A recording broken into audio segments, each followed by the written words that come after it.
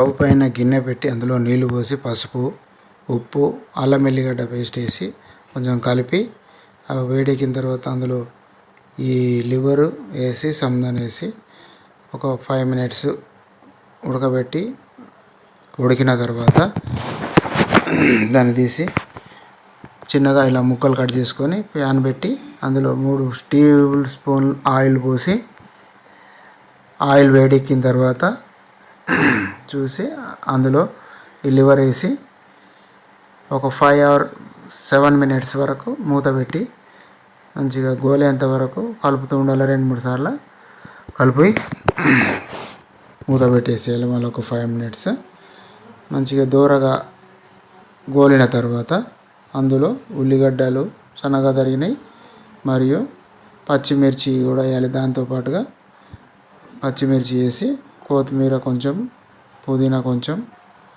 వేసి తర్వాత కొంచెం దాన్ని కలిపి మూత పెట్టేసుకోవాలి. మళ్ళీ ఒక 3 మినిట్స్కి మళ్ళీ తీసి మళ్ళీ కలపాలి.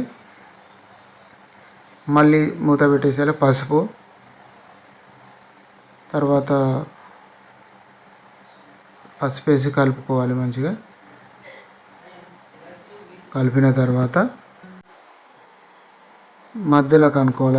ఎందుకంటే ఆయిల్ అక్కడికి వస్తుంది. వచ్చిన తర్వాత అందులో అల్లం వెల్లిగడ్డ పేస్ట్ వేయడానికి ఆయిల్ దగ్గరకు వచ్చిన తర్వాత అందులో అల్లం వెల్లిగడ్డ పేస్ట్ వేసి దాన్ని గోలేంత వరకు అలా కొంచెం చేసి మళ్ళీ అందులో మొత్తానికి కలుపుకోవాలి.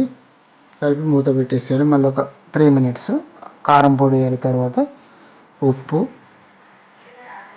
వేసి కలిపి తర్వాత గరం మసాలా కొంచెం వేసి తర్వాత కొత్తిమీర, పుదీనా వేసి కలిపేసుకొని చక్కగా కలిపి రుచికరంగా చాలా టేస్టీగా ఉంటుంది. మీరు కూడా ట్రై చేయండి. తప్పకుండా మీకు కూడా నచ్చుతుంది. సబ్స్క్రైబ్ చేయండి, లైక్ చేయండి.